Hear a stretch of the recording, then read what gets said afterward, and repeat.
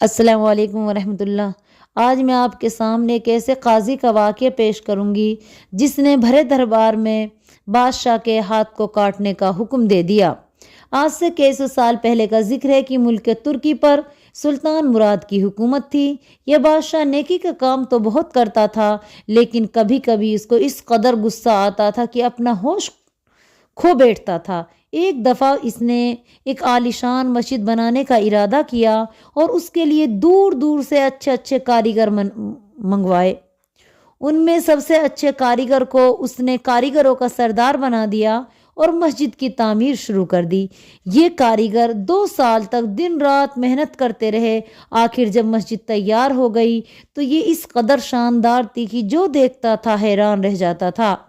سلطان مراد بھی مسجد دیکھنے آیا تو اسے دیکھ کر وہ بہت خوش ہوا، لیکن اچانک اس کی نظر مسجد کے کونے پر پڑی جس میں ذرا سا نقص رہ گیا تھا۔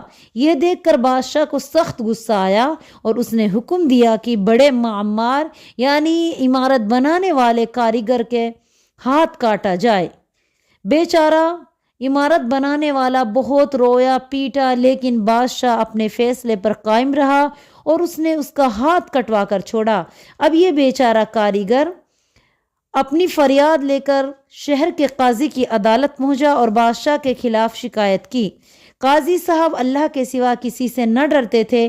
انہوں نے فوراً بادشاہ کو اپنی عدالت میں حاضر ہونے کا حکم دیا۔ بادشاہ عدالت میں حاضر ہوا تو قاضی صاحب نے بادشاہ سے پوچھا کہ آپ اس معمار کو جانتے ہو؟ بادشاہ نے کہا جی ہاں، میں نے اس کو مسجد بنانے والے کاریگروں کا سردار مقرر کیا تھا۔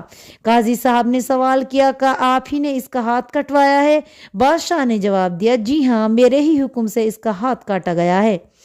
قاضی صاحب نے پوچھا کیوں؟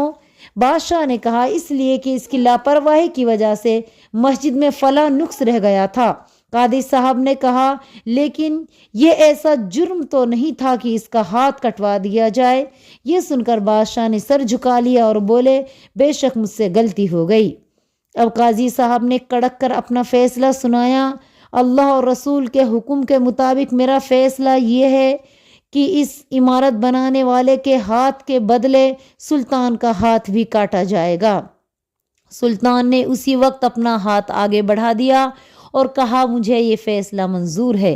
اس وقت عمارت بنانے والا شخص آگے بڑھا اور کہا جناب میں اپنی شکایت واپس لیتا ہوں، سلطان کا ہاتھ نہ کاٹا جائے۔ قاضی صاحب نے حکم دیا۔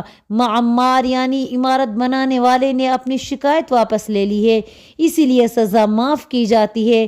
سلطان قاضی کے فیصلے پر اس قدر خوش ہوا کہ اس نے اسے ملک کا سب سے بڑا قاضی بنا دیا اور اس عمارت بنانے والے کو اس قدر دولت دے دی کہ وہ اور اس کے بال بچے ساری عمر آرام سے زندگی گزارتے رہے۔ تو عاجزی اور انکساری اللہ کو بھی بہت پسند ہے اور معاملات کو خوبی سے انجام دینا بہت اچھی بات ہے۔ قاضی کو عدل کرتے ہوئے صرف اللہ ہی سے ڈرنا چاہیے، لیکن آج ہمارے یہاں جان بوجھ کر صحیح کو غلط اور غلط کو صحیح پیش کر دیا جاتا ہے۔ آج ہندوستان کے اندر اس طرح کے بہت سارے خرافاتی معاملے سامنے آ رہے ہیں۔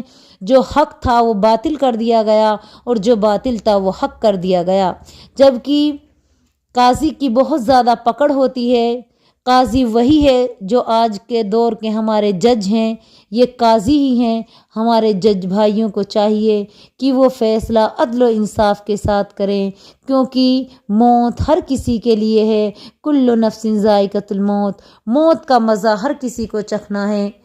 تو اگر ہم اپنی موت کو سامنے رکھتے ہوئے فیصلہ کریں تو ہم کسی بے گناہ کو مجرم قرار نہیں دے سکتے اور نہیں ہمیں دینا چاہیے۔